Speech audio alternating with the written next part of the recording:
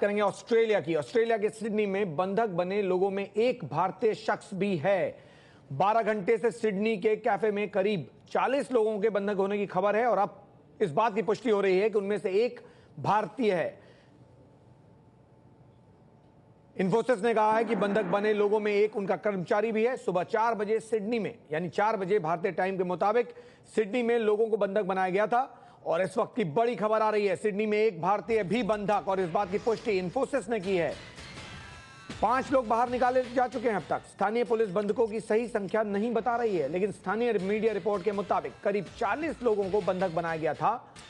5 लोगों के बारे में बाहर आने के बाद अब कितने लोग हैं इसके बारे में ठीक जानकारी नहीं दी गई है। यह है वो बयान इन्फोसिस की तरफ से जो जारी किया गया है। सिडनी के एक लिंट कैफे में एक भारतीय के बंधक होने की हम पुष्टि कर सकते हैं। हम शहर में मौजूद कर्मचारियों की जानकारी ले रहे हैं।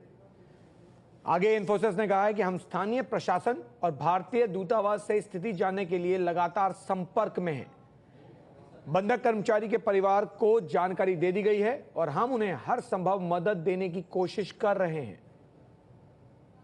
हमें उम्मीद है कि शांति से यह मामला सुलझ जाएगा जल्द से जल्द। अब हम उनके परिवार के प्रति सहानुभूति रखते हैं। ये इन्फोसिस का बयान जो है उस कर्मचारी को लेकर है जिसके बारे में कहा जा रहा है कि वो भारतीय है। एबीपी न्यूज संवाददाता प्रशांत जुड़े फोन लाइन पर। प्रशांत, क्या माना जाए इन्फोसिस का ये बयान, क्या इसे पुष्टि माना जाए इस बात को लेकर कि एक भारतीय उन लोगों में शामिल जिनको बंधक बनाया गया है?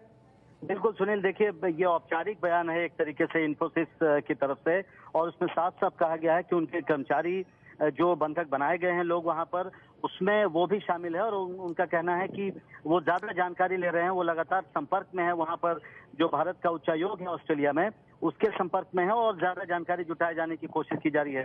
सुनील, आपको याद होगा वेंकैया नायडू जो संसदीय कार्य मंत्री हैं, उन्होंने भी पहले यही बयान दिया था कि एक IT प्रोफेशनल है भारत के का जो वहां पे जो बंधक बनाए गए हैं लोग उसमें शामिल हो सकता है। तो अब दोनों बयान से ये बिल्कुल साफ हो गया है कि एक भारतीय कम से कम जो लोग वहां पर बंधक बनाए गए हैं उसमें एक भारतीय नागरिक भी जरूर शामिल है। और प्रशांत, इन्फोसिस के बयान के बाद सरकार की तरफ से कोई नया बयान दिया गया है? क्या पुष्टि की गई है अब सरकार की तरफ से कि आखिरकार एक भारतीय जरूर है इन सभी लोगों में? नहीं, देखिए सरकार की तरफ से कोई औपचारिक बयान नहीं आया है। हालांकि जैसा मैंने आपको याद दिलाया, वेंकैया नायडू ने जो पहला बयान दिया था उसमें जरूर इस बात को उन्होंने स्वीकार किया था कि एक नागरिक जो है वो भारत का, और उन्होंने भी कहा था कि IT प्रोफेशनल है और हमें जानकारी मिली थी पहले कि वो इन्फोसिस का कर्मचारी हो सकता है, लेकिन अब इन्फोसिस की पुष्टि के बाद अब ये कंफर्म हो गया कि एक कम से कम नागरिक है। सरकार की ओर से उसके बाद कोई बयान नहीं आया।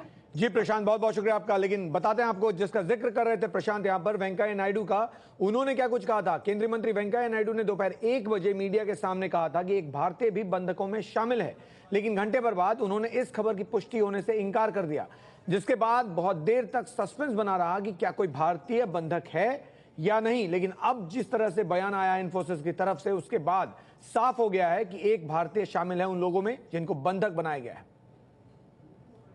Minister of External Affairs is keeping in touch with the embassy, and as the situation develops further, whatever steps need to be taken, they are being taken. We don't want to discuss it because there is some information that one of our Indian IT personnel also is there. So the External Affairs Minister is keeping in touch with the concerned people there, both our embassy as well as our counterpart also. Some people were taken hostage in Sydney by some person. What is the purpose, what is the motive is not known, and our External Affairs Ministry is keeping in touch with our embassy there in Australia. So far, the information says that people who are held as hostages are safe, no harm is done to them.